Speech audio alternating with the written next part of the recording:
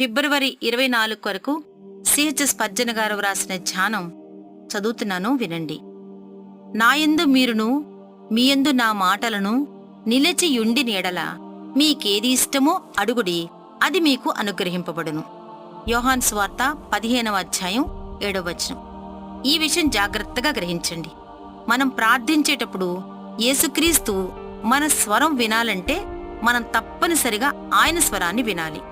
మనం ఆయన మాటలకు చెవినివ్వకపోతే ఆయన మన మాటలకు చెవినివ్వడంతే. మనం ఆయన మాటలను వినడానికి ఎంత శ్రద్ధ చూపిస్తామో ఆయన కూడా మన మాటలను వినటానికి అంతే శ్రద్ధ చూపిస్తాడు. ఇంకా ఏమిటంటే, ఏ మాటలైతే మనం విన్నామో ఆ మాటల్లో మనం నిలిచి ఉండాలి, ఆ మాటల్లో జీవించాలి.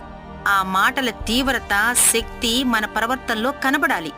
యేసు బోధించిన సత్యాలు మనం గ్రహించకపోతే, ఆయనిచ్చిన ఆజ్ఞల్ని మనం పాటించకపోతే, ఆయన ఆత్మ సంచారం మనలో జరగకపోతే, ఆయన కృపాసనం దగ్గర మనకు శక్తి దొరకదు. ప్రభువు మాటల్ని మనం గ్రహిస్తే, అవి మనలో నిలిచి ఉంటే, మనకు తెరవబడిన ఆశీర్వాదాల ఆధిక్యతకు అవధులే ఉండవు. ఇప్పటికే మన చిత్తాన్ని ఆయన ఆజ్ఞకు అప్పగించుకుని ఉంటే, మనం ప్రార్థించేటప్పుడు మన ఇష్టం ఏమిటో ఆయనకు చెప్పాలి.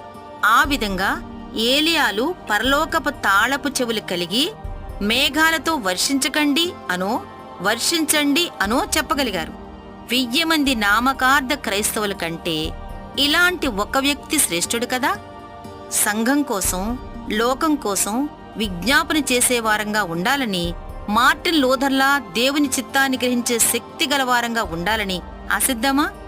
అలాగైతే మన ప్రియుని మాటకు మనం చెవినివ్వాలి. ఆయన మాటలు మన హృదయంలో దాచుకోవాలి.